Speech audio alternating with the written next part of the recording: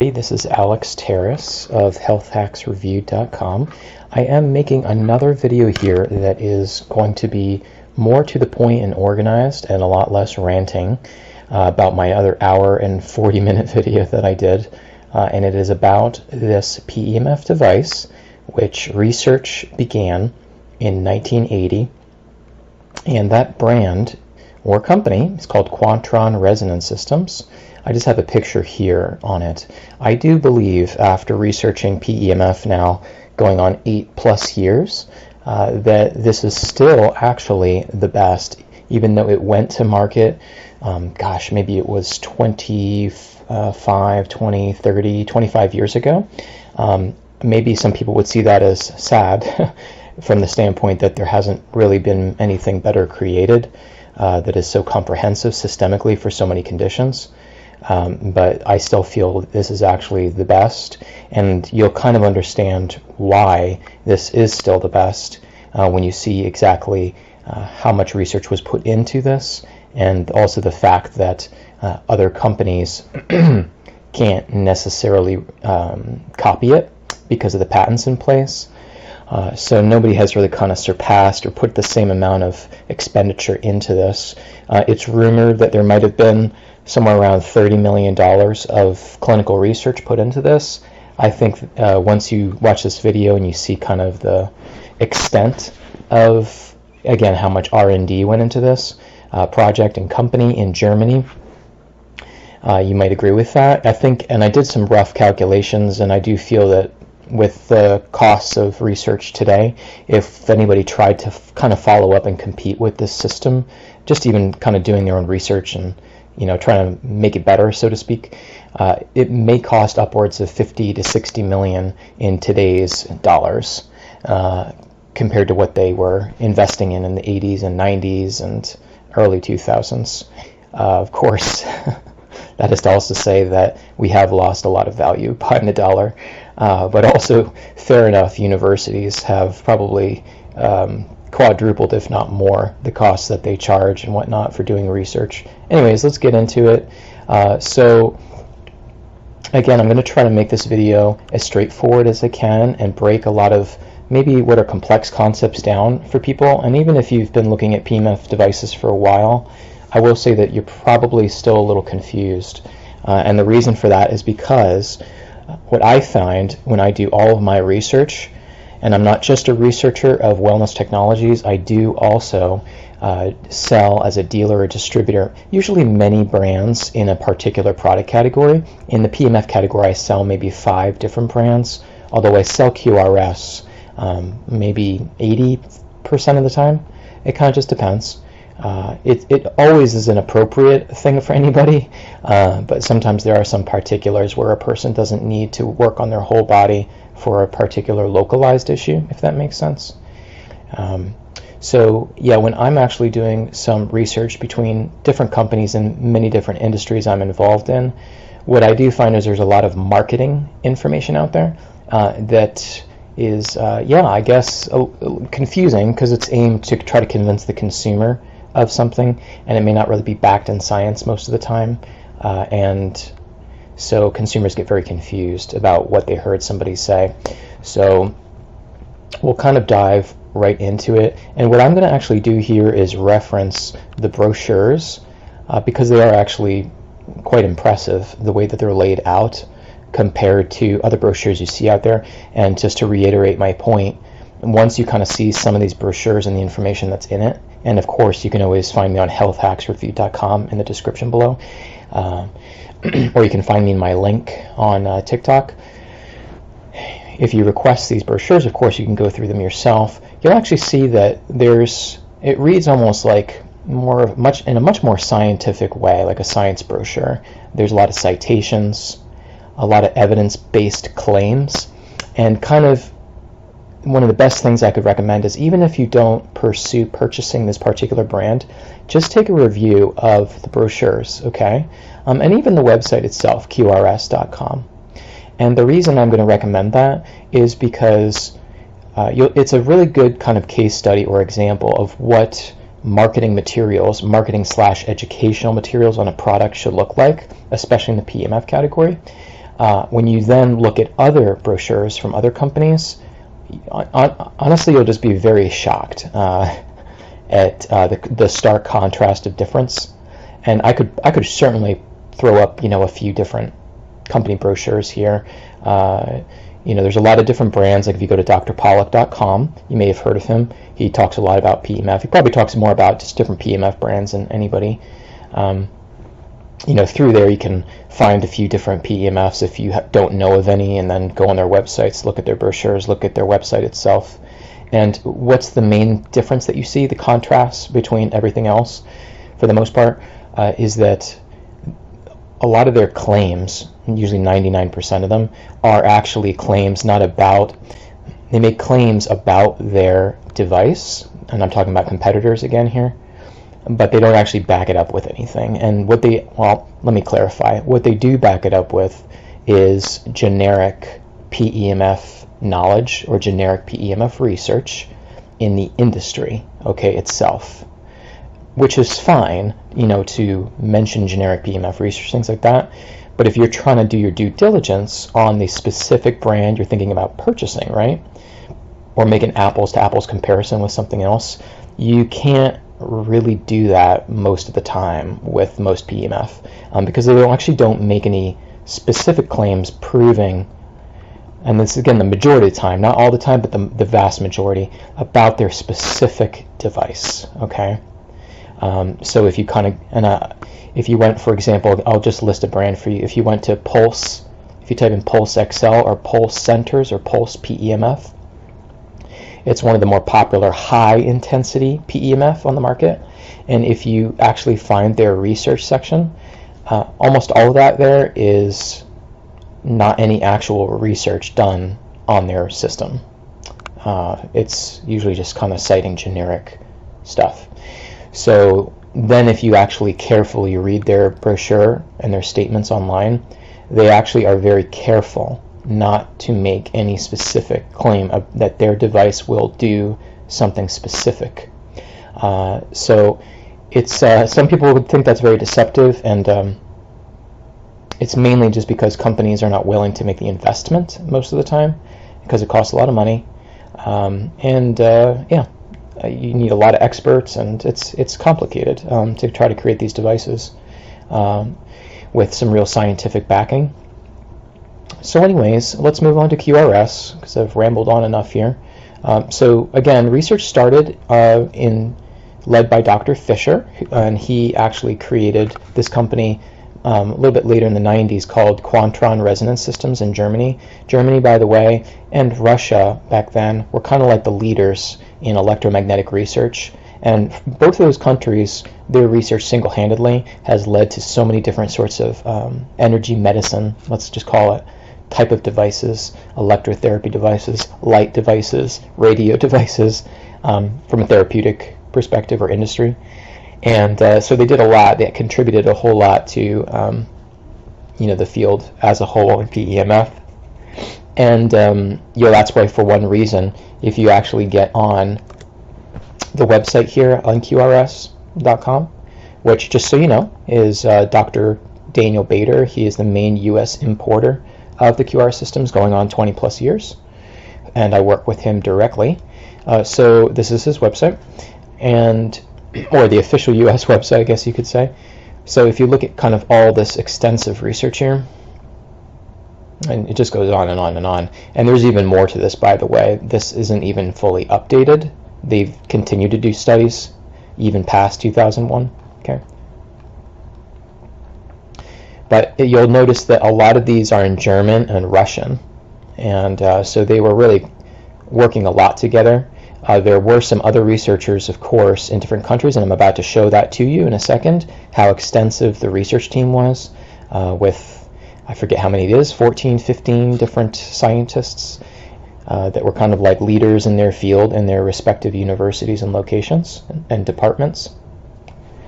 So I do have studies also that are in English, and just if anybody's wondering, all these really epic ones that are in other languages, you can actually request those from the company to be sent to you. I believe that they will actually send them in German or Russian, But nowadays, and this is a project I plan to do very soon, it's actually fairly simple to have documents like that translated. There's many ways you can do that almost automatically. And that is something that I plan to do. So it's actually not too much labor these days. You don't need to hire somebody to translate it manually. You can do it in more automated fashions. So we'll get back to the PDF here. Okay, so the first important thing to understand here is the education that you'll see a lot about ion transport, okay? And also the patents that this company has around ion transport, okay? So here's a little picture of a cell, and here's the specific patent that you can look up. And this is already kind of our first checkbox on why this device is in a different class than most other PEMF. Is it the only PEMF that has a patent that is, and I should be very clear here, a patent that is based around a mechanistic or a mechanism of action in the body that's therapeutic, produces a specific therapeutic or biological effect? Is it the only one in the market that has a patent? No, it is not. Although it's like 1%, basically. 1% of PEMF devices have a patent, again, that's about a therapeutic function. So I'm being specific, right? Because you could patent, the aesthetics or something like control panel feature that, again, isn't necessarily correlated to a therapeutic or physiological change, right? So I'm just being clear, talking about biology, physiology, right? Because that's why we're looking into PEMF. Okay, so not many actually have that. Why? One reason is because it's very costly, and you need a lot of super smart people basically to study what you're trying to work on and trying to affect the body and trying to produce a specific outcome. So you see that as a big kind of selling point with QRS. They mention a lot about their patents that they're very proud of, and they have actually successfully defended this particular one about proof of ion transport. They've successfully won, I believe it is 57 lawsuits since, let's call it the early 90s. What does that mean? That means, and this should maybe blow a lot of people's minds, because of this being one of the main source of false claims that many companies make. When you are evaluating another PEMF device and they say, hey, we'll explain more of the benefits here in a second, but all these different benefits, health benefits, are because of the ability to influence ion transport, which basically affects all kinds of different cellular metabolic processes.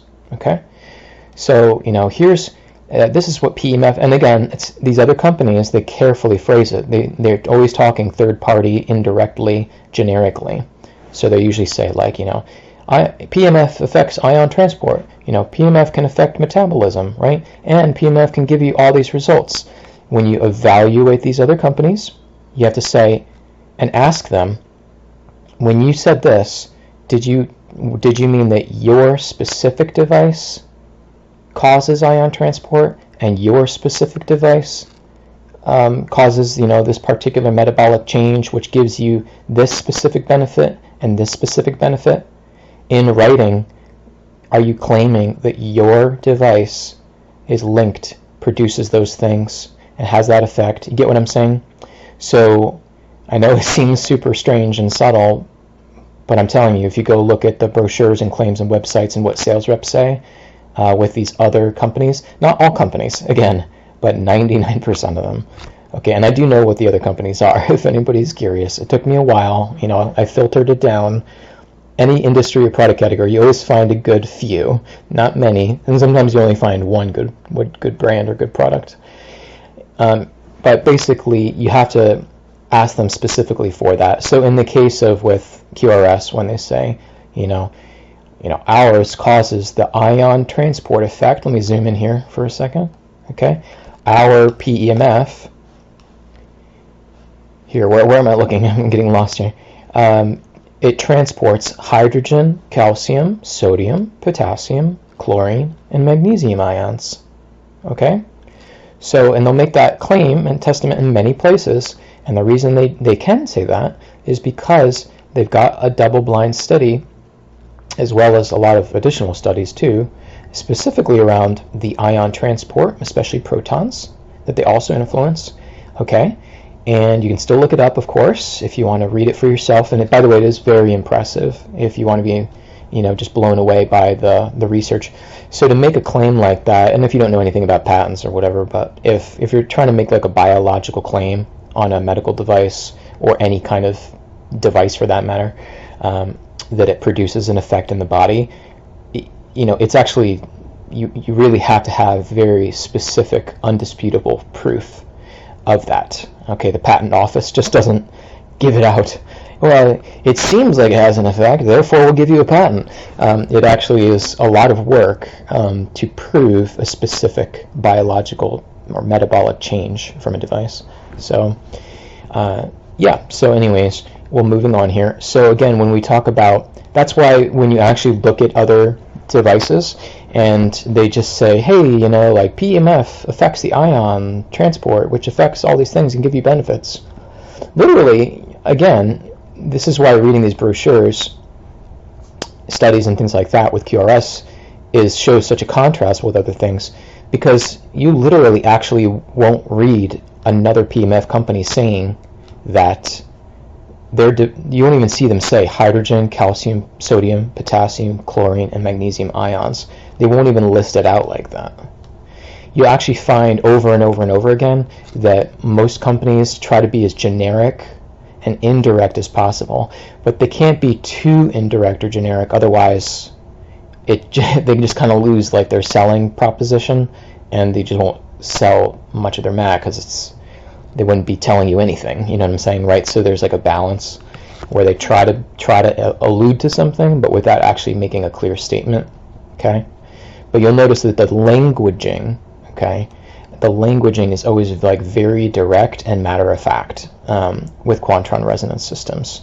So if anybody's wondering, by the way, at this point, the price point's $3,995. I do sell it for less, but I'm just giving you a ballpark that for another thing that we back into here, why I'm going over the specifics and the mechanics here, the proof and the efficacy, is that may be a lot of money for some people, but there's also a lot of other PEMF priced similarly or a lot higher.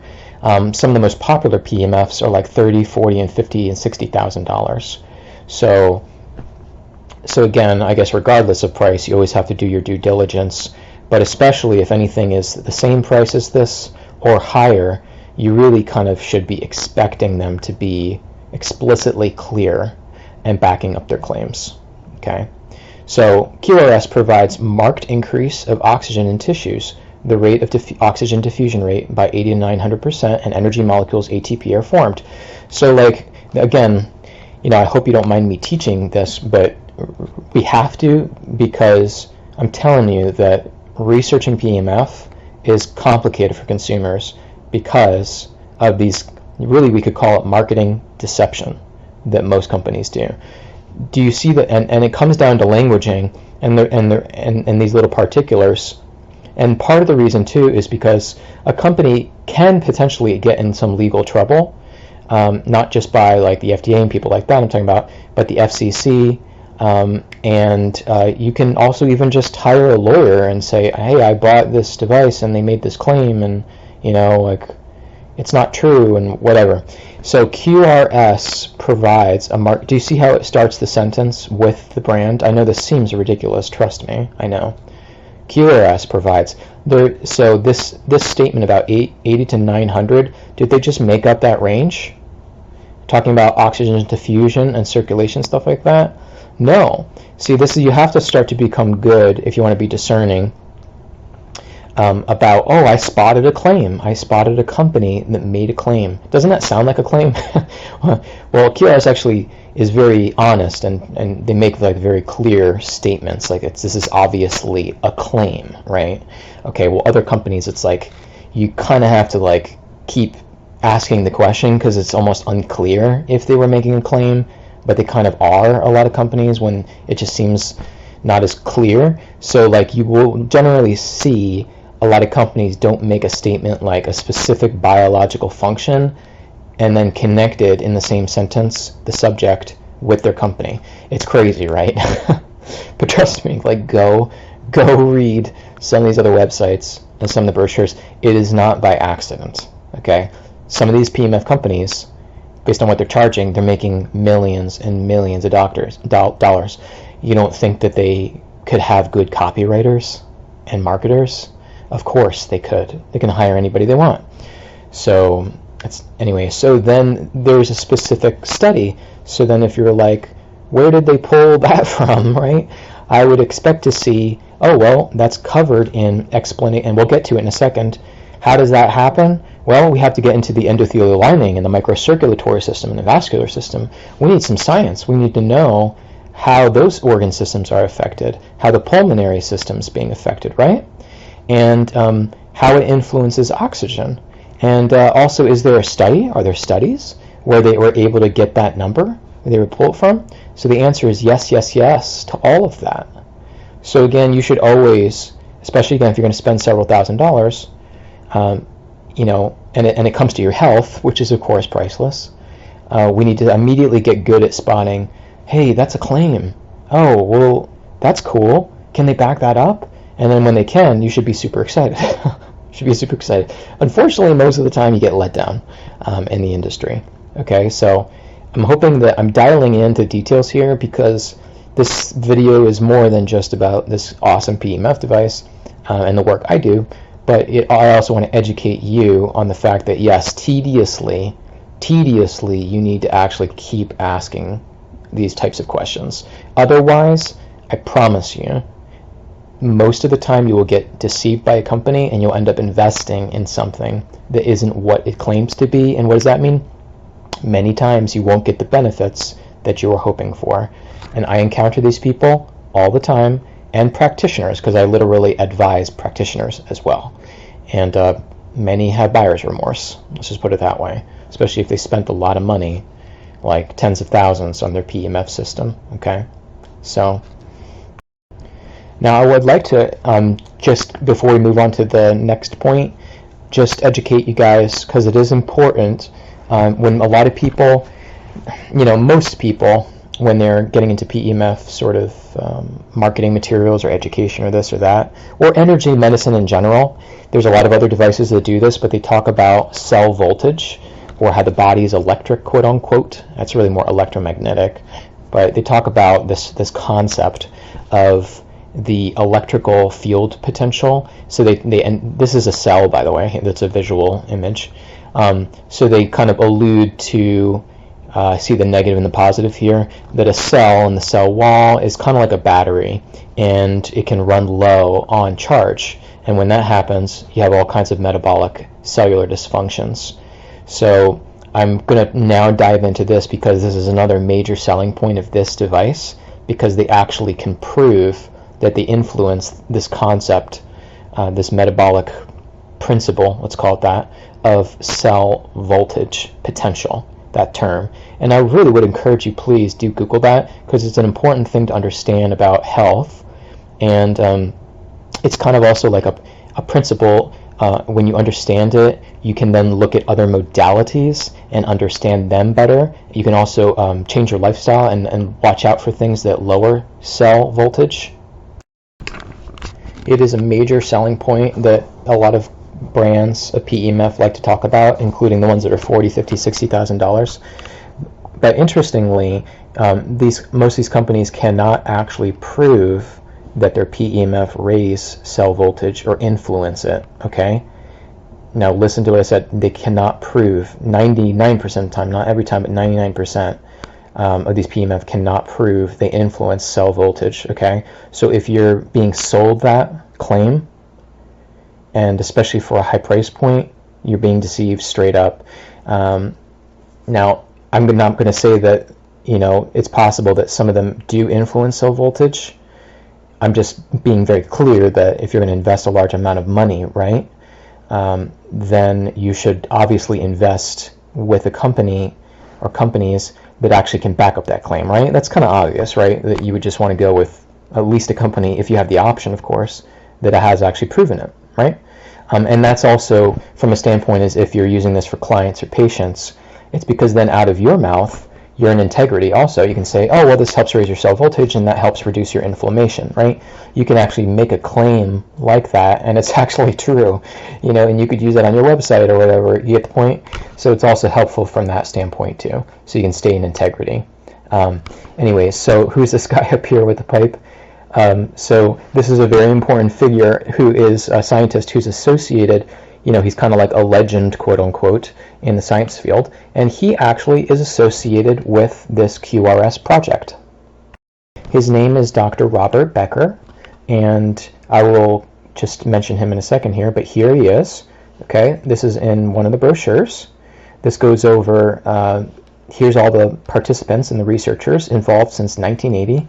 I know this should blow your mind right now, because all of this went into this company and this device. But Dr. Robert Becker, he is over here. Again, this guy's super famous. He's not alive anymore, if you're wondering. But the funny thing, and I'll get it, he's the one who was probably the most influential on educating about this concept of cell voltage and the cell and being analogous to a battery and how it affects so many different things in the body. So he had a book that is called The Body Electric, okay? And where you may have heard about cell voltage, if you're not well researched in the energy medicine field or biophysics field, is from Dr. Jerry Tennant, okay? So if you Google Dr. Jerry Tennant, T-N-A-N-T, and so Dr. Jerry Tennant is also very super famous. I think he has a practice in Texas. So Dr. Jerry Tennant, if you type in cell voltage, especially on Amazon or other book dealers, you're going to come across Dr. Jerry Tennant's book fairly often. And Dr. Jerry Tennant, I appreciate that he has helped educate on this concept of how you can affect cell voltage on the cells with different types of direct current devices and PEMF and stuff like that, and it's like really super important. And there's other environmental factors that affect you in that way. I appreciate him mass spreading it.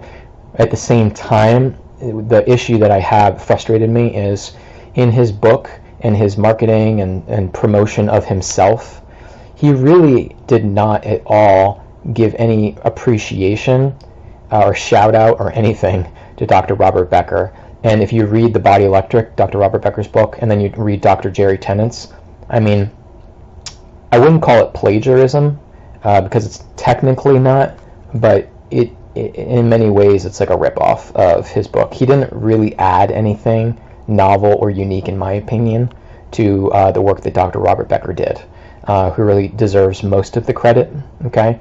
And then to be perfectly honest, there's this French guy in who's a researcher, and he did some amazing things even way earlier with some electromagnetic devices. And I forgot his name. Maybe it was Rene something. No, maybe I don't think that's it.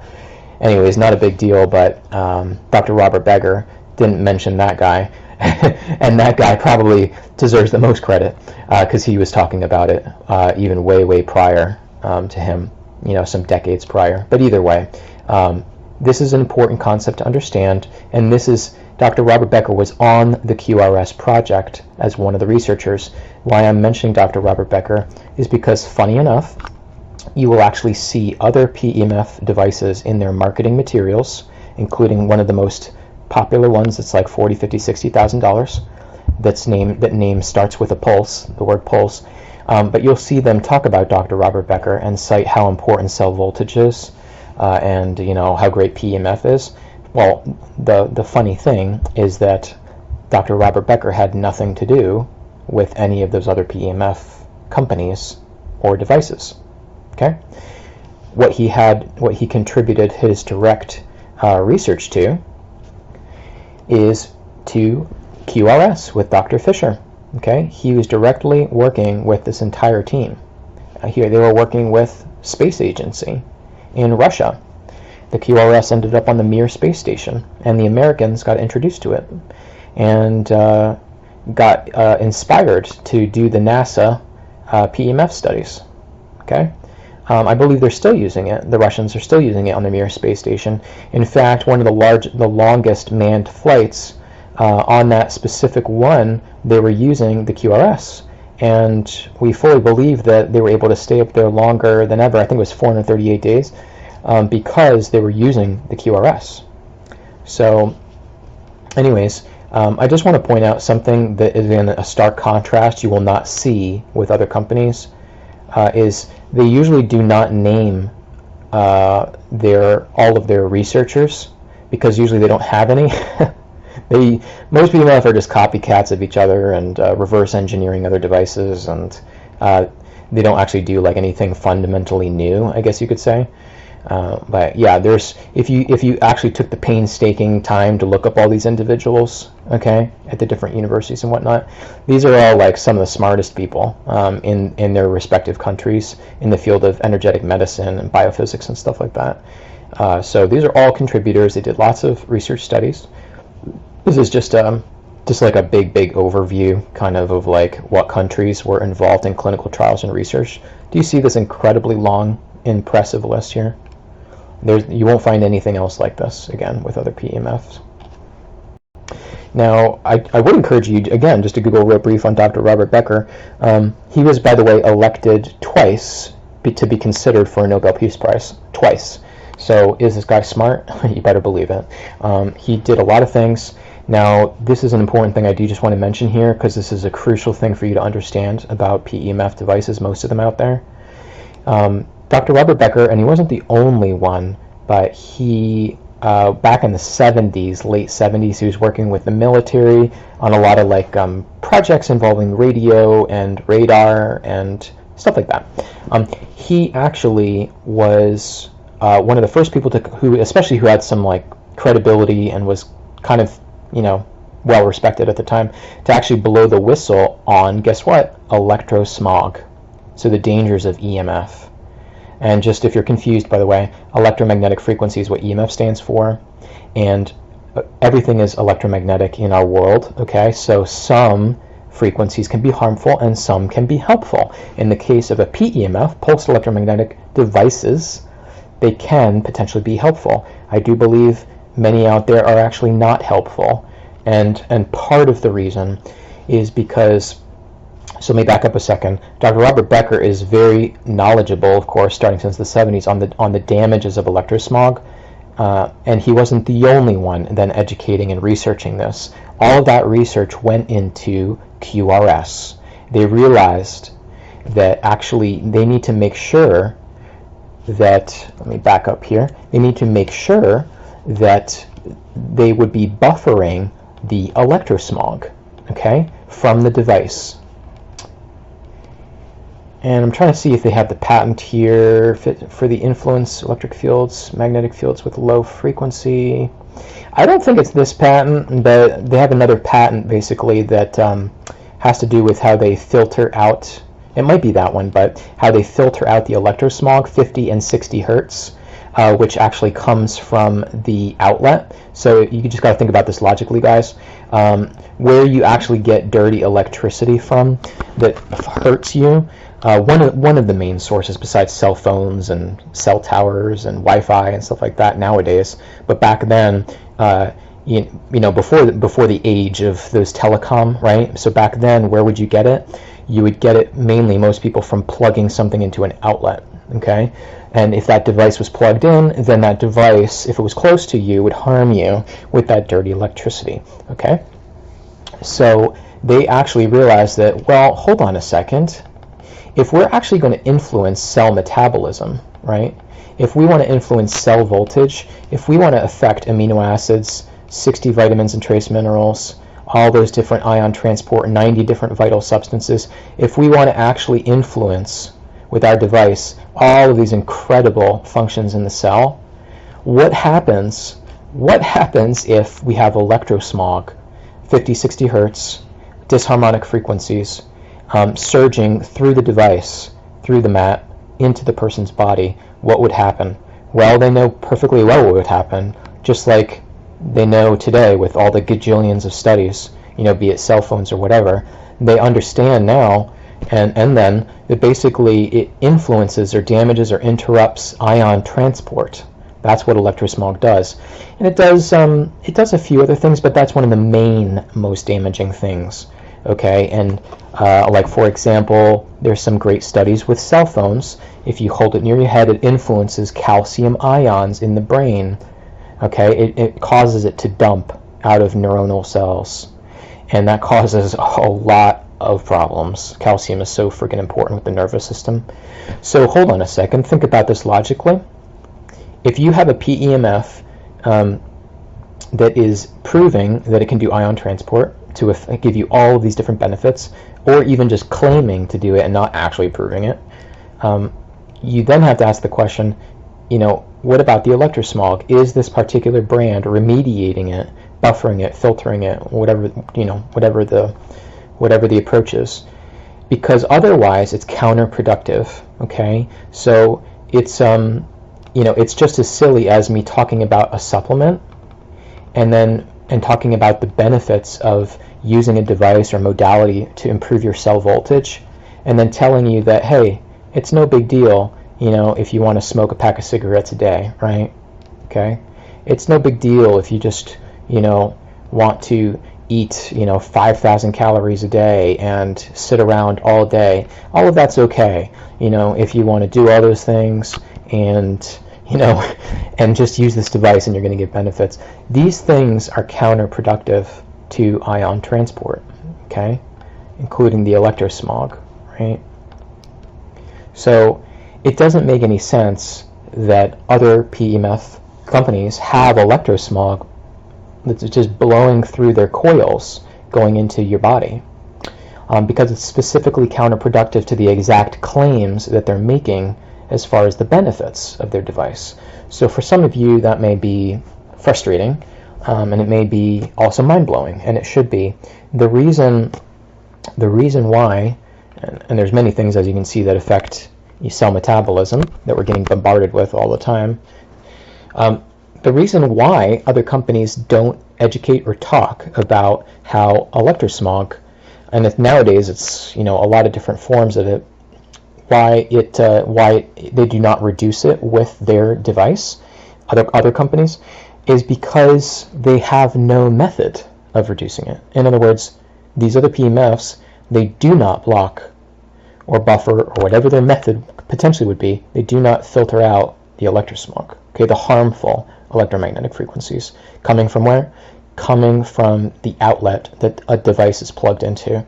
Because they do not actually do anything for that, and they couldn't even prove it anyways, or have never, then they actually don't talk about it. Why? Because, of course, why would you want to buy their device, right? If they actually like, electrosmog's bad and blah, blah, blah, blah, blah. They don't even want anybody to ask the question about, hey, if I plug this in, do I get dirty electricity out of it? Just like every other electronic device that you plug into a wall. Okay, so just to be clear, any time you plug a device, electrical device equipment, into a wall, that device, if it's close enough to you, will produce electrosmog, okay?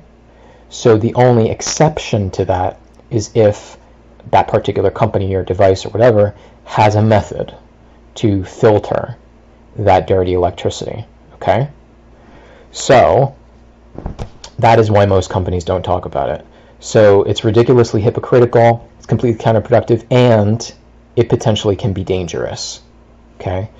And when I say it potentially can be dangerous, I have a study from the University of Salzburg, well-respected university, and they have done a lot of research on leukemia and all kinds of great things. Not great statistics, but great research. And they found that childhood leukemia risk could be as much as 7 times higher if that child was using a specific brand of PEMF. And I will just tell you that the specific brand that they tested is probably the most popular, or at least second most popular device on the market that many people have heard of. And the crazy thing is that, and there's a video out there on this showing this, and if you contact me directly through my website, I'd be happy to share it with you.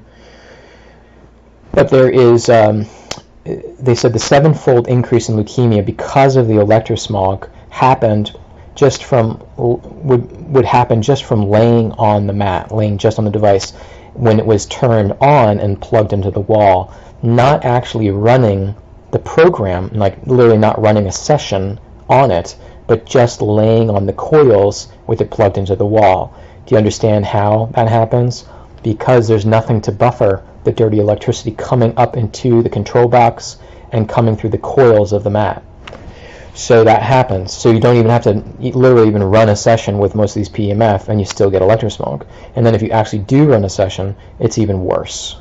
So some of the biggest sources of electrosmog potentially is actually a PEMF device, unless it's specifically filtered. Now, so this device, QRS, this is a major selling point here, because when we understand one of the main ways to help us buffer all these things in our daily life, right, and help our cells to become more resilient and increase their cell voltage and restore proper functions to all these things. And again, that list of things can influence negatively all of these different aspects of cellular respiration, and you name it. One of the big selling points is that influence on ion transport. This is the only company that can make the claim they did that, proved it. They actually even invented and patented the device that could actually measure ion transport, just FYI, which is even more impressive. So, that's why, also knowing and proving that a device is filtering out electrosmog is needed, because actually you have no idea if you're getting any benefits, to be honest. In other words, even if another company was making a claim about a specific benefit it could give you, you have no way now of proving if that other device will deliver on that, if it also is being mixed with harmful or disharmonic electrosmog frequencies, okay, coming from the power supply, the wall. Okay, there's literally all the claims, if they even made any, go out the window. They only, if there is no electrosmog, then potentially those claims could theoretically be true. So one workaround, if you're listening to this and you're having buyer's remorse and you have a PEMF device, some other brand you're using, and you don't necessarily want to buy a QRS for whatever reason, then one workaround is you have to buy a battery, or what they call like a rechargeable generator. It's like a freestanding large battery that you can recharge. And that independent power supply, so in other words it's wireless, if you plug it into that big large generator battery, if you plug your device into that and then run it through that, then you can filter it, and then there's no electrosmog.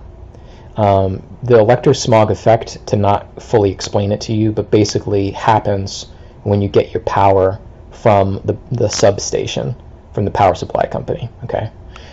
So when you plug it into a wall, basically. So if you don't plug it into a wall, you plug it into one of those generators or whatever. Now some people can't do that if they have a high power, high Gauss PEMF, because it just requires too much wattage, too much power.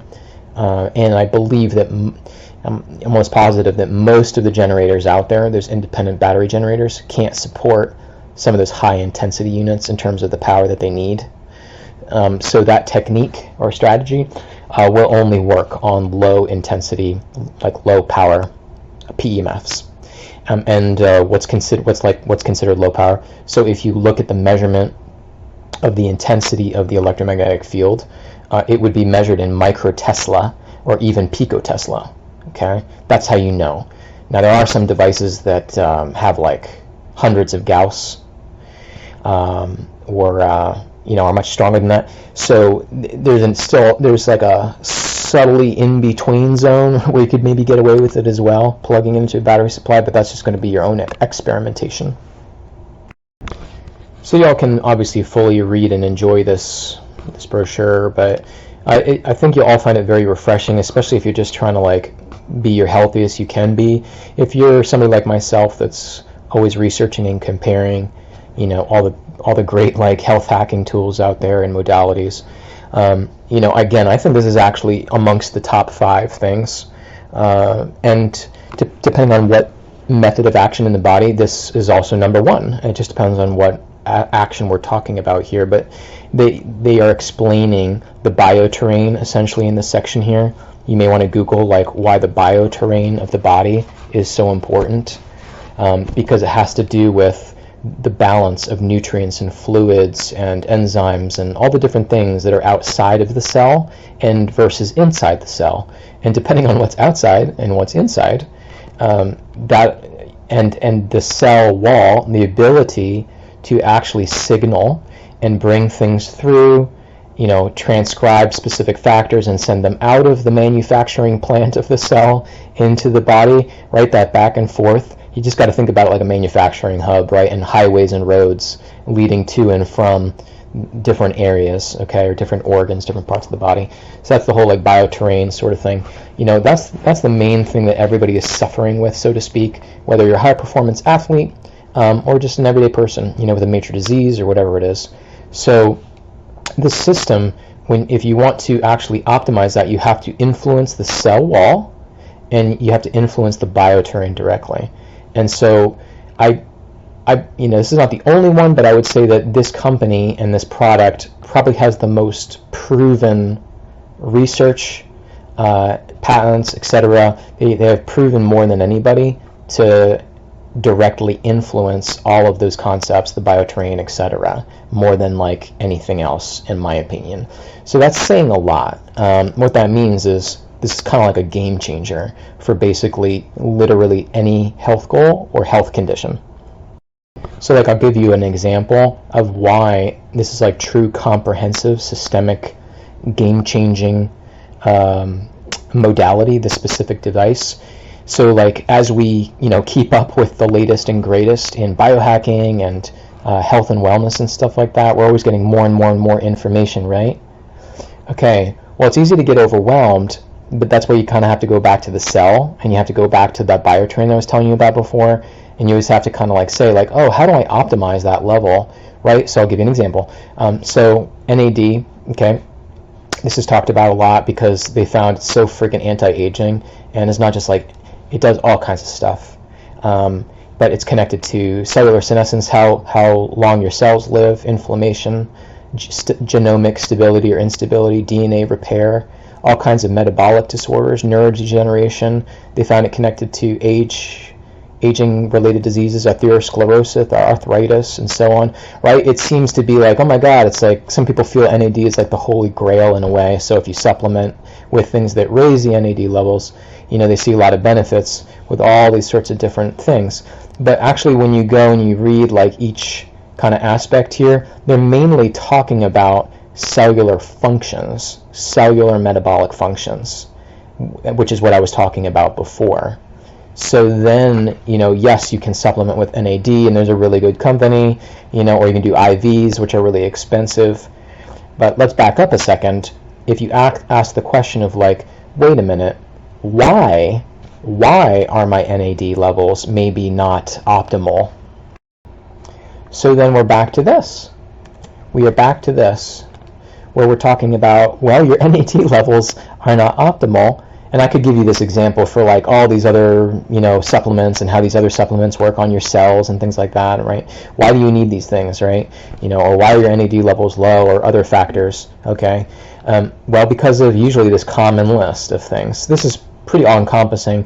The only thing I would say that's kind of missing here is the mental and emotional stress factors, which, you know, many people would debate, many smart people in the health field actually trump all of this, are even more serious. But basically, you know, any type of stressors, let's just say anything that interrupts signaling in the body, messages, stuff like that, okay? So we all face equally, you know, a variety, a mix of environmental, internal, and external factors. So these, for example, can be things that influence your NAD, okay? And where is NAD intimately involved? You know, in all the research, where does it do all of its magic? It does all of its magic inside the cell and with the mitochondria. This is why, again, a QRS is so fantastically exciting, because they literally actually, in here, NAD is in this larger list here of different vital substances or different enzymes that can be regulated by these signals coming from this PEMF, and that actually is proven through the patents and studies. When you influence core cellular metabolic functions like this, why it's exciting and why Dr. Linus Pauling and Dr. Robert Becker and some other super famous people, again, Nobel Peace Prize winners, have said such incredible things about the QRS, is because it basically means that you have a modality that has benefits for anybody, because it's affecting just, again, core cellular metabolic functions. And everybody's cells, for the most part, work very similarly, similar enough that basically they can get benefit. So that's why you see impressive, just a wide variety since the 80s of just all these different conditions, and you always see positive, significantly positive improvements in different types of stuff. Cancer patients and pain. It could be fitness studies, ocular diseases, Parkinson's, osteoporosis. There's cardiovascular related one, sympathetic nervous system related things related to the heart, and that just also affects your HRV. It's really just, and this is just a small sample, but you'll see just such like a large amount of things. It could be dentist, it could be wound healing, it could be all kinds of different things, how it affects white blood cells. So that's when you kind of realize as well, just looking at the studies, is even if you just imagine for a second and say, okay, these claims that QRS makes about it does this and this and this, what if they were just, making the whole thing up, which is obviously impossible based on the legal aspects here. But then all you would really need to do is then just look at these actual studies done at the various, hospitals and universities and you name it, and you see such positive improvements with so many things. It's like, well, wait a minute, how could it possibly improve all of these different conditions so well unless there was actually some very significant truth to this actually influencing these core cellular metabolic functions? So the last thing I want to say about the patents and also some of the core cellular benefits here is one of the aspects of having actual proof and explanation for things, and on the cell metabolism and ion transport level, is you can actually walk through in the metabolic sequence of exactly how the waveforms here will actually create and raise ATP, okay, and increase ATP production, okay. So why I'm bringing that up is because what we find even in the last 5, 6, 7 years or more is this kind of new medicine emerging, and you'll see them at summits and all kinds of leading edge places in terms of the latest education, is this concept of how so many things go wrong in the body, or everything is so closely correlated to how much energy a cell can produce. It goes back to cell voltage. And of course, the mainstream thing we hear about is that ATP energy molecule, okay? And if you're not producing enough of it, and the body has such a massive demand on it, especially the brain, then that is when we see cells react and they say, I'm not getting enough energy. Uh-oh.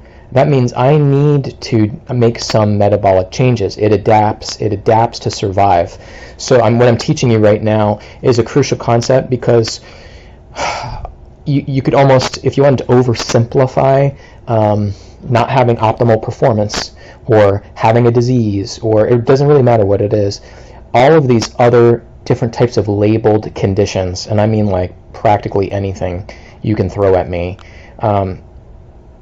all of those are due to changes in the cells, and the cells are adapting or changing negatively, let's just say, or less than optimally, in response to interruptions in their ability to actually create enough energy for themselves. Is that the only thing that can get interrupted, energy creation? No. There are other interruptions that can happen, but ultimately, all these different types of interruptions usually almost always lead to the cell not being able to optimally fuel itself at its its optimal level, okay? So then the cells will adapt, and when you see these sophisticated adaptations, that's basically where you come up with then eventually symptoms emerge, more complex changes happen in the body, and you have this condition, or this, or this, or this, and all these different labels. And that's also where you end up having 10,000 potential symptoms. And that's actually a rough number. There's like about 10,000 according to mainstream medicine. Okay, so this is where you end up with all these other little things. But that happens, those symptoms and those conditions happen much later on. It's after all that maladaptive effects of the cells. Okay, so you could say that a QRS is also a holy grail in many ways, because they can actually prove exactly how the device produces more ATP on a cellular metabolic level. And again, that is very unique. Now, are there other things out there that can help raise your ATP levels? Yes. However, if we're talking about like PEMF, and if we're even just talking about like other sorts of energy medicine tools in general, this is definitely one of the few out there on the market that can actually walk you through the steps and prove it, of again how you're producing more ATP. So like you could take again like a supplement like NAD, right, and you could actually produce more ATP. However, you know, do you necessarily, is taking NAD, is that getting to the root of the issue, right, or the root of the interruption? Not necessarily. Again, that's why it would be, in this case, in that situation, more advantageous to actually use the QRS versus supplementing with NAD, because NAD is something that is just one of the many different cellular metabolic factors. Okay, one of many things, and one of many things that can be interrupted. So you'd want to get more to the root medicine or root cause or root modality, so that way if you could influence other things, right? Think about this logically. If you had some interruption on some pathway, whatever it is, maybe you were low in NAD, maybe you were low in something else, okay? Chances are, if one thing's being affected, many other things are being affected. And the challenge, of course, is like, well, what are those other things being affected? It's really not easy to actually piece that all together. You could do a lot of genomic testing and whatnot, but you're never going to really find, and there's just not enough testing to do it really that exists. You're never really going to find all the other different things that have been interrupted, okay, with cellular processing. So then you got to think logically, like, okay, if I don't really know, but I want to have the greatest chance of influencing in as many interrelated or interdependent factors, metabolic factors and pathways, I would want to, again, stick with a modality or modalities that I know have a broad effect, okay? So that's why I'm such a fan of this particular modality and this particular PEMF. So this is a very important concept for you to understand about why, again, this PEMF is so powerful on influencing cells and hormones and stuff like that. But this is also an important concept to understand because it actually will help you. There are other sorts of energy medicine tools out there and modalities that can have a similar effect. Not many, trust me, there's only a couple things, but there are some that also influence by sending a signal into the body, some type of waveform, okay, and that actually produces a cellular action, okay.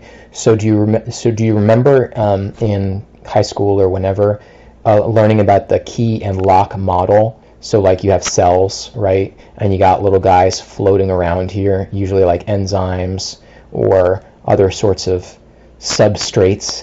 It's the term that they use a lot of time in clinical studies. These actually fit. Do you see how it fits, right? Here's the lock, so to speak, on the cell wall, and here's the key, right? And here the key is plugging into it. Does that sound familiar to you? Do you remember that? So this is how, like, this is representative of literally any kind of cell at all. So you got these little like hormones or keys floating around, going through the bloodstream. They encounter cells and then they piece in here, right? Okay, so the important piece for you to understand, though, okay, because this is what influences every single function in your body, okay, like hormones, for example. Most people have endocrine disruptions, all kinds of hormonal issues. It's because of interruptions in these processes at the most fundamental level, okay. Why this is important is because the specific waveforms that the QRS produces, let me back up a second. Do you see the white space in between here? Okay. You're like, well, that's the screen, right? That's the picture. That's okay. So imagine this in the human body. So it's not that nothing is here. Okay, this is an illustration. The important thing for you to understand about why the QRS is so powerful, or why energy medicine in general has its effects, is because that's not empty space right there. Okay, so what's moving through that space? What's moving through that space is electromagnetic frequencies. Okay, so your body actually produces, and actually, to be honest, it's not just, well, yes, it would be electromagnetic frequencies. There is some quantum aspects here as well. So what do I mean by that?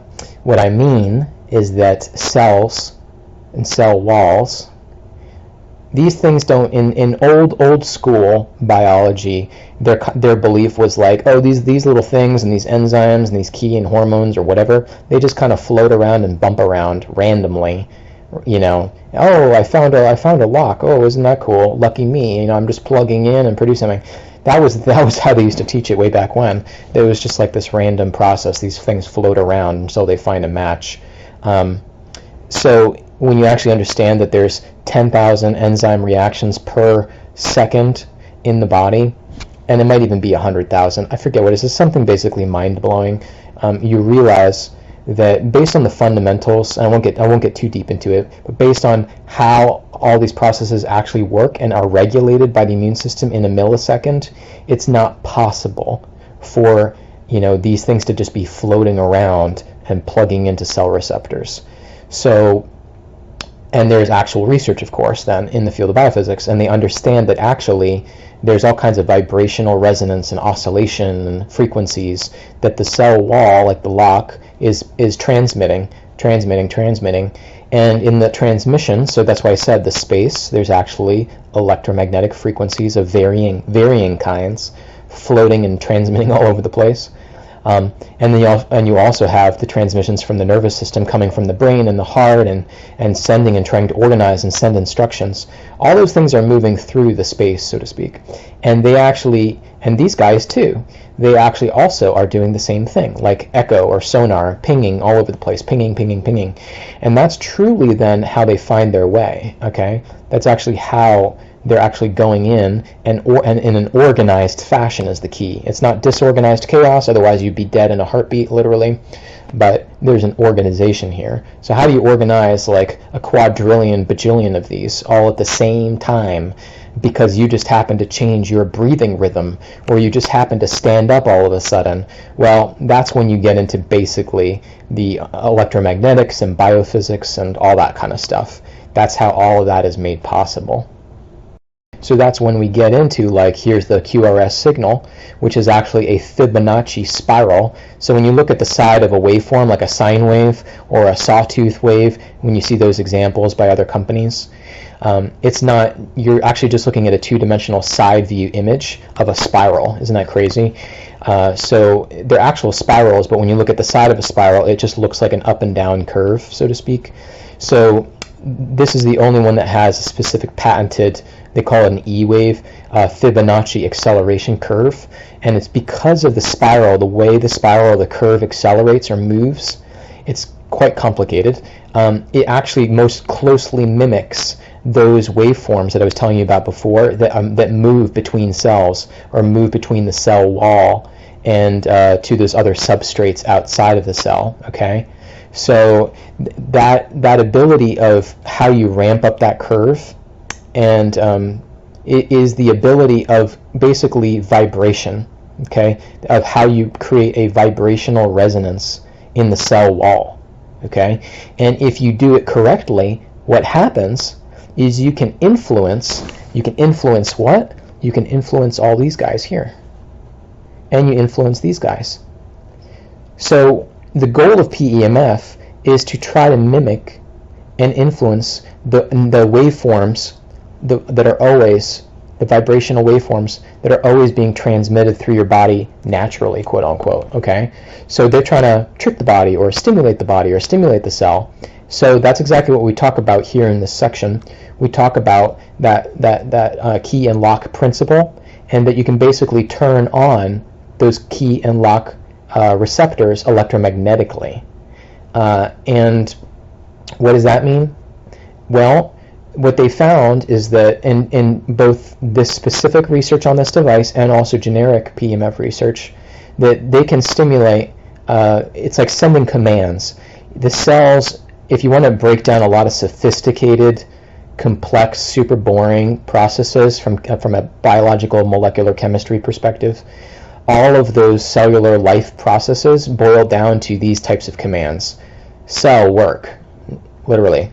Do work. Cell, produce energy. Cell, clean up yourself. Or cell, detox, right? Okay? Excrete wastes. And then move those wastes. Okay? So, in other words, it's like commands. That's what's going through those wavelengths. So, within each of these commands, there's like a gajillion other commands that have to do with this, right? That's like a master program. So, this is basically what this waveform does. It actually will mimic or stimulate these commands, these core commands. And that's why then it's like a top-down model, a hierarchy, why then it can influence all the smaller commands below, right? Well, what does it take to actually detox the cell or release excrete? Well, it takes a wide variety of processes, okay? Oh, well, what if we just, got the cell to do this command, right? What if we just told it to do that and it listened to the QRS, it listened to the PEMF, instead of listening to the immune system? Do you get what I mean? It's an external technology, and we're trying to convince it that the immune system is saying this, okay? Why? And then some of you are wondering, like, why would we need to convince the immune system or the cells to do these things? Well, you would need to do it because of, once again, all of this and mental and emotional stress, okay? It's because when these things accumulate, too much stress, so too much stress in the body, that's why the mainstream medicine says, 90% of disease, right, is caused by stress. And some people interpret that like, oh, I'm thinking about like not having enough money or getting fired or emotional stress. No. It's anything that is considered a stressor, okay, to the body. Even actually exercising is a form of a stressor, except your body positively adapts to that exercise. But basically, when you have too much stressors for too long, or chronic stress, chronic inflammation, right, then basically you start to really severely interrupt signaling between cells that the immune system is capable of to regulate itself, okay? So that is why so it's kind of like a paradox. Like, if you end up in a situation where too much of this accumulation, or just even aging, starts to interrupt things like semi-permanently, how do you actually get the signal through to the cells? How do you reach the cells that basically need to clean themselves up? They are not receiving the commands that they need. Does that make sense? So that's why, now you can kind of see why PEMF is really exciting, and also why this brand is exciting, because these things do accumulate in most people and are responsible for all the ills and all the health issues that you see. There's not a lot of modalities that can basically override these things, basically. That's one way to look at it. It's overriding the damage, so to say, the interruptions. So you need a stronger signal or an external signal to come in and to be transmitted into different areas of the body, because the body is just one big organism transmitting all over the place, and some of those signals just never make it to the brain, or never make it to the thymus gland, or never make it to the heart, right? It's like there's missing signals. So here's an interesting statement. Only frequencies and intensities conforming to nature help without detrimental side effects. What are they saying here? What they're saying is that basically in this section is that a lot of PEMF actually have side effects, okay? And it's not something that a lot of them like to talk about, and a lot of companies don't want to talk about that because they also can't even prove that their device actually even works in the first place. But basically, you really have to get into the details of the exact waveform and how closely it mimics the waveform that is naturally going in between cells. So most of the waveforms that you see that are used by most PEMF are very unnatural, essentially. When you get into like a very soft curling Fibonacci spiral or wave, that is almost nearly identical to what your cells are using, and that is absolutely patented by this company, just if you're wondering if anybody else does that. So like this is one reason I'm also not a fan of using high intensity PEMF, because your body just simply does not even remotely produce that level of field strength in the body. And I know that some people get that benefit of reduction in pain with mid and high intensity units and even low intensity units, but there can be a trade-off to, let's say, reducing your pain. Okay, there could potentially be disturbances in these other delicate cell metabolism processes. And if you're like, well, wait a minute, you know, how do I know if these other PEMF are actually, if there's a trade-off, right? I get these benefits, but how do I know if I'm having other negative side effects? Well, the answer is you don't know. You literally do not know. So there's a lot of people may have other PEMF, and you're listening to this right now.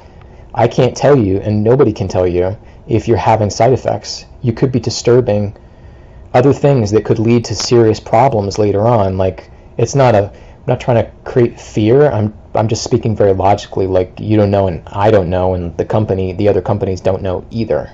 So that's, again, like another reason why I would suggest working with something like this device, where they can actually get into exactly what it's doing on a cell metabolism level. So I am, and yeah, sidebar comment, again, I am very cautious, especially of high intensity units, because it's just so friggin' unnatural to have such a high field strength in the body. These are the ones that you can almost feel like jumping your muscles. They're so strong.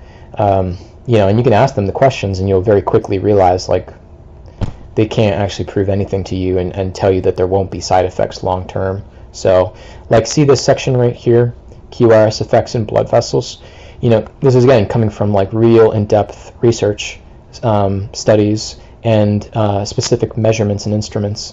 And they talk about exactly how, you might prevent hardening of the walls, adherence of plaque, how you help hemoglobin to actually maintain its zeta potential, how you can help things to flow more quickly through the capillaries and stuff.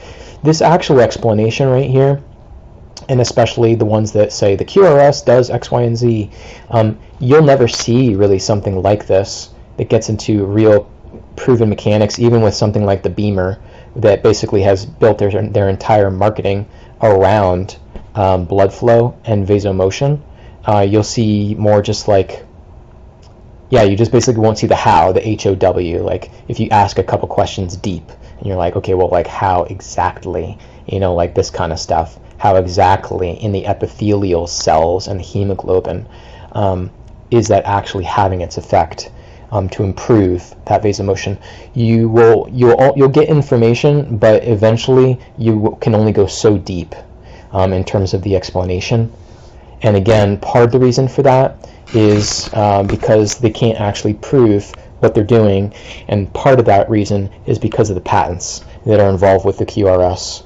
And interestingly, many people don't know, but Dr. Fisher, who you can look up, he's been involved in countless studies in general, clinical studies.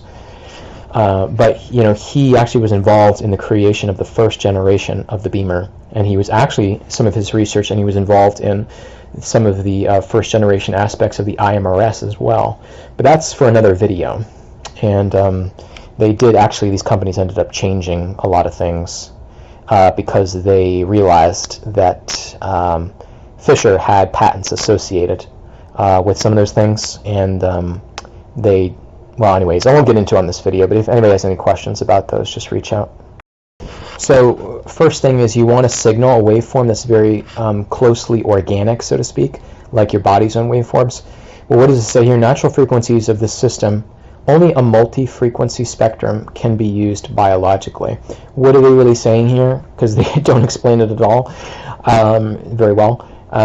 What they're showing is like some of the main, and they could break this down further, but some of these main functions here, which is a conglomerate of like, gosh knows how many, 50, 60, 100 other processes. Okay, so these overarching functions in the body. Here's the general range. And this is a simplified diagram taken from something more technical, but here's the full general frequency range in hertz, okay, that all these different processes function on based on the biological cell signals, okay, throughout the body, the immune system, and so forth, okay? And it covers basically almost all the important functions in the body, okay, metabolically. So again, what are they saying here? What they're saying is that for a PEMF to not be disruptive to your body, okay, to not be disruptive, okay, maybe disruptive to this area or some aspect of this or whatever, it actually needs to have a full range, okay, of frequencies that mimic very closely the body's natural range of frequencies as well, okay? It needs to be multi-frequency spectrum, okay? And so let me give you an example. So like there may be a PEMF that you're evaluating that produces a square wave. Square wave is like completely unnatural to the body, or it even could be a sawtooth or whatever. So you have some other PEMF, right? But usually what you'll find is that that PEMF focuses on specific programs. And if you look at those programs, say I select program number 3, okay, with some other PEMF for some supposed help with some condition, okay? Well, they may have gathered a couple frequencies like this hertz and this hertz, right? I mean frequency by hertz, not that it actually harms you, but a couple hertz frequencies they found in some generic PEMF research.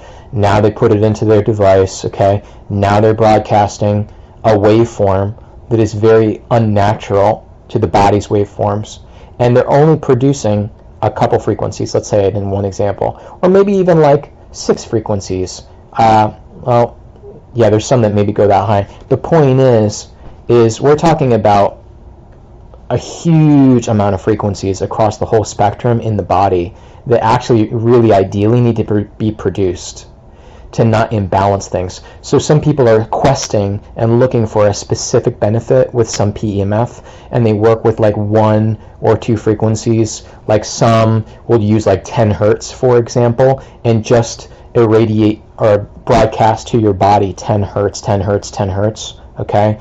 Sometimes it might flip to like 7.5, whatever, you get the point. So just sending 10 or 7.5 in that example for 20 minutes, that can actually be disruptive. Could you actually heal, say, a soft tissue injury 3 times as fast by broadcasting 7.5 and 10 hertz? Absolutely, because there's research showing that. However, is it potentially interrupting in your body other processes that use other spectrums? Absolutely, it's possible, because you're bringing in a very dominant over broadcast, basically an oversaturation, and especially depending on the strength, the Gauss, or how high the Tesla is, how high that field strength is throughout the body. Because even when you treat a localized area, it's actually broadcasting through your entire body, being carried through several mechanisms, the nervous system amongst one of them.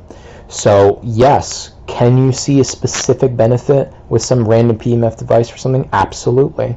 But it is very unsophisticated generally when you get into the waveform and the frequency that they're broadcasting. It's usually like 1, 2, or 3 frequencies, and that's it. And that over time can absolutely cause imbalances and other problems. So this is an important concept to understand, and the reason why most devices don't have something like this, it's so multi-frequency spectrum, is because you need a lot of geniuses and a lot of money to basically, a lot of research to basically, produce something that is so multi-frequency like this. It's just a huge amount of work. And that's why they spent so much money. And they basically just went frequency by frequency. And there's some other little tricks too in terms of the waveform, but I'm not going to get too sciencey on you. But I think you kind of understand what we're talking about here. You may see, by the way, some other PEMFs out there that like talk about EEGs, right? And they talk about like biorhythms and stuff like that. So interestingly, when you actually get into these other devices that talk about like how they're mimicking biorhythms and stuff like that, they once again break down into programs, and they generally are having only a couple sample frequencies, okay, that fit into that range. So we're back at the same thing that point I was illustrating before. You know, they might have like a program that you run, you know, later in the day, okay, that's like more representative of an alpha range when your brain is starting to kind of wind down a little bit. But then when you say like, okay, well, what are the frequencies inside of that program, you know, that I'm doing later in the day that's like more in the alpha range, then you'll find out that not only is the waveform itself very unnatural to the body's waveforms, but it also is just usually a couple frequencies. So you once again get an oversaturation or a dominance of something that is not multi-frequency. Okay. I just had to point this out, but because we've all probably seen this before, this is like dark field microscopy talking about clumping of blood cells, then unclumping, and that has to do with the zeta potential, ZETA, that causes the unclumping or the ability of blood cells to repel each other. So everybody's seen these, right? Because there's a lot of companies that sell their devices, especially in the energy medicine field, and some supplements and stuff like that, and they make these claims. Sometimes they're true, most of the time they're not. And we go back to the same questions again. So if you encounter this being used by some company, say in the PEMF field, and they say, hey, like, we unclumped the blood, check out this before and after photo. The first thing you say is like, well, where'd you get that photo from? That's usually how you find out it's BS. Number two is, that's cool, you're unclumping blood, you know, due to restoring the cell voltage and zeta potential of the epithelial cells versus the red blood cells. That's cool. Okay, but can you prove and show me the mechanics of how you're restoring the blood to that? The answer is no about 99% of the time.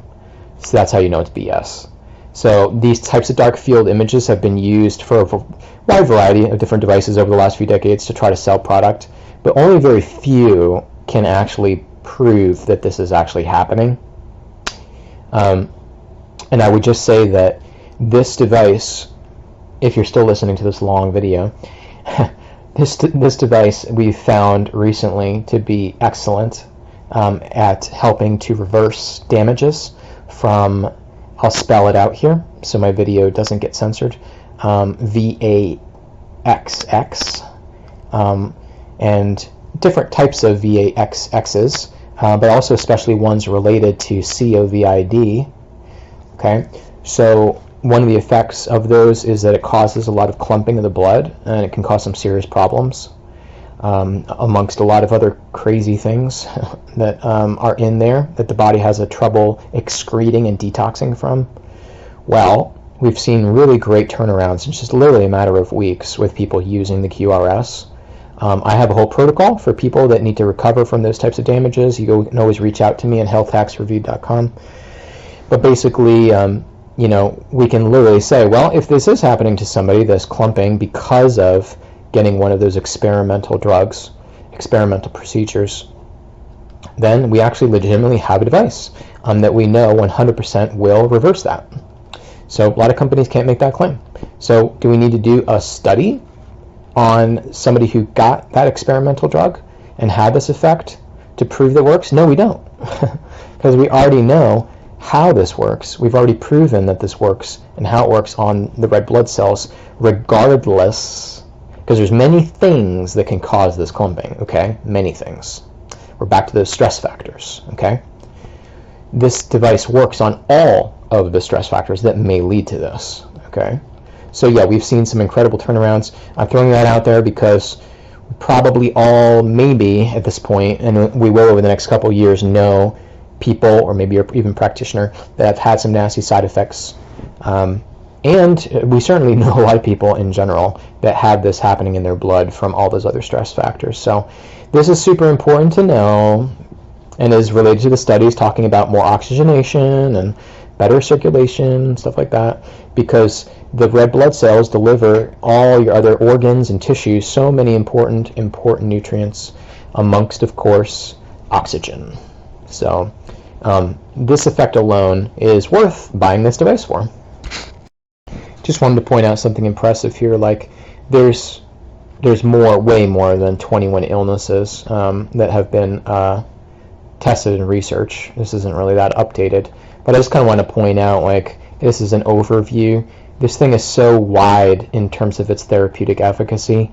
It's truly incredible. And when we get into actually the treatment guideline brochure, which means you can actually look up specific conditions and stuff like that, I mean, this is almost like the nail in the coffin in terms of why I would go with, more evidence on why I would go with this PEMF over anything else, is because look at this term that they're using right here. Now, you may not know this, but now this device is not FDA cleared in the United States, but it is cleared and certified, has all the certifications and everything, as a medical device in all, like, multiple European countries, like pretty much all of Europe. So that is something that you can look for. FDA is like a ridiculous organization, in my opinion. But when you are reviewing PEMF, you should at least, ideally try to go with something that has something overseas that has to do with jumping through all the hoops, right, and proving therapeutic efficacy that is related to, getting some approval as a medical device. So yeah, in all of Europe and Germany and stuff like that, it's considered a medical device. That's why they are using this word right here, and they're not that afraid to use it, okay? Because that is a no-no word according to the FDA if a device is not cleared as a medical device, okay? This term gets you in trouble, all right? And even actually using that term as well. That's why generally when you're looking at brochures from other PEMF companies, they would never use that term. Never, ever, ever. All right, and so that's why we're saying, like, oh my gosh, not only are they using that term, but look at the other no-no word they're looking at right here, right? Literally, actually, if I used this term up here, and then I used this term here, or some of these other ones, literally Google would flag and censor and monitor, and I'd probably lose traffic and all kinds of things, okay? That's how crazy it is at this point and how they share information. So you'll never, ever really see in other PEMF brochures, guidelines, whatever, them laying out specific protocols of treatment for all these sorts of different things, okay? You just will not see this. It's very impressive, and you're like, oh, did they just, like, hyperthyroiditis? Hey, how about we just, like, I don't know, we'll just have them do this and make it up, and we'll do 8 minutes, and it'll probably work. Like, did they just make this stuff up? No, this is actually coming from the research. So that's what's really exciting about this. They didn't sit around and dream these setting ups and protocols.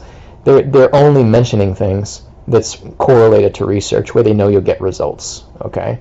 So super impressive, right? I mean, just literally looking at this one thing should be enough to convince somebody to go with this over anything else. So yeah, a lot of different conditions. So it's got a wide therapeutic efficacy. And yes, you can absolutely use this on equine. You can use it on your animals, and it's amazing for your animals. Animals, on a cellular level, they're pretty much almost identical in terms of a lot of the cellular metabolic functions, okay? Beamer, for many reasons, has loved to copy, from a marketing perspective, what QRS has been doing.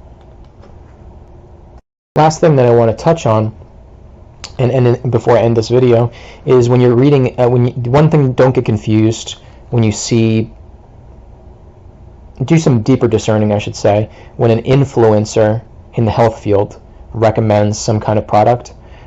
Depending on what that influencer's background is, that's one thing that you first want to look at and see, like, just like, what kind of background do they have in health, and what's their research like and stuff like that. Most endorsements are just just an endorser influencer trying to make some kind of money, or as an affiliate or something on the back end, to put their name ascribed to something. And sometimes it actually means something, it just depends. But what I find as far as like testimonials or endorsements, the ones that mean the most to me are the ones that are given by some sort of, let's say if we're talking about the health field, some person who has some real extensive accreditation and background, especially ideally in a relevant field to whatever the modality is. I mean, if they're giving like a testimonial or making a statement or endorsing it, obviously that means a lot more. And this QRS honestly has so many impressive endorsements and also like statements and testimonials that in my opinion, it's honestly enough to purchase it just based off that alone, which is obviously ridiculous. I wouldn't normally say that about most things. But like, I'll give you an example. Like Dr. Linus Pauling, who is a double Nobel Prize winner, founder of orthomolecular medicine, and if you actually look at all he has accomplished, most scientists, researchers, etc., they are not even close, not even remotely, to how much this guy accomplished in his time. Truly brilliant. Okay, we owe him a lot in the field of health and medicine, and this is his statement. And he, by the way, was working on the project as well. He contributed his amazing knowledge. QRS is one of the most important discoveries of the physical medicine in the last decades, and the benefit for mankind, from infant to geriatric. I mean, could that statement possibly be like a more grandiose, more powerful, all-encompassing statement? I mean, think about that. And that came from him. Like, literally, if I saw him say that about any other product, I would buy that product. I would literally, as long as I knew he actually said that, I would literally do no further research on some other product if I just saw that he endorsed it like that. I would just buy it immediately and start using it. And part of the reason too is because a guy like that, and also Robert Becker and all these people, they just don't normally even endorse products or say anything about products out there. If you go looking, it's rare to ever run across that. So it's quite a profound statement. That means a lot to me. Okay. And again, same thing, Robert Becker here, that everybody loves to talk about, in their marketing materials, another profound statement here.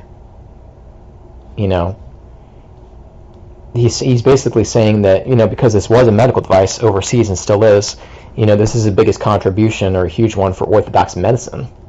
Opens up new healing abilities and makes them come true. I mean, he's trying to be as broad as possible, because all the things that they saw happen in all the research is just like, man, like, how do I even like simplify and make a profound statement to somebody so they understand the gravity of the situation, how this is a medical breakthrough in a way. Okay, so anyways, and I will say even this, like, there's a quote here by Dr. Fisher, and about his own device. Is it biased? I don't think so, because if you actually, you always have to look at what this person has accomplished, who said what, and then you'll see that, oh my God, Dr. Fisher, man, how did this guy even have the time to do so many clinical studies? I'm not even talking about on QRS and PEMF research. I'm just saying this guy's all over the freaking place doing super in-depth research on the body in studies. He is so accomplished in doing studies. And, there are 326 diseases, there are only ill cells. It's like what Louis Pasteur said on his deathbed. It's not about the pathogen, the infection. It's about the bioterrain, which is the health of, basically he's saying the same thing here, right? So his whole prerogative is, how do I take on 326 diseases? How do we take on all of them at the same time? Well, we have to restore a proper cell function. So is it fully sinking in here how profound this modality is?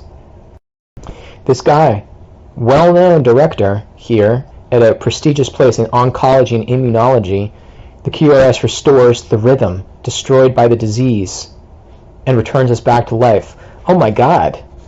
So, like, even if you get to the most cutting-edge levels of what they're talking about these days, you actually will find very little talking about, like, how do you restore interrupted autonomic nervous system, enzymes, other pathways, functions metabolically after somebody has been through major diseases. I mean, even like COVID, long haul sort of symptoms and stuff like that, right? How do you just restore all of these normal biological metabolic rhythms after these serious things? That's a pretty direct statement. The QRS does that. It does that. It's not like it may do that. It can help support that. It does that. Do you see what I'm saying?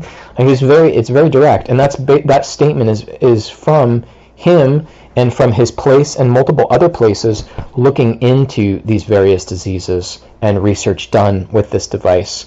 It's a statement that's backed up by research once again. So I've been nailing these points home over and over and over again because honestly, why don't you go ahead and look at all the other PEMF for a second out there, and why don't you go find who endorsed these things, who actually was involved in the research, what kind of testimonials? Is it some random testimonial from nobody in the middle of nowhere? Who made a testimonial? And then just compare this to other PEMF based on even just testimonials and endorsements. Do they have anything from the Euro Space Agency? Do you see what I'm saying? So this is light years beyond anything else. And if anybody finds anything that they honestly think is even remotely comparable that I don't know about, then just please get in touch with me. Let me know. I'm always learning. And if anybody just wants a good deal or wants to try this out for 6 months return window, that is available. This one has a 6-month return window because they know that only 1 to 2% of people return their QRS. So it's absolutely incredible. Anyways, thanks for watching.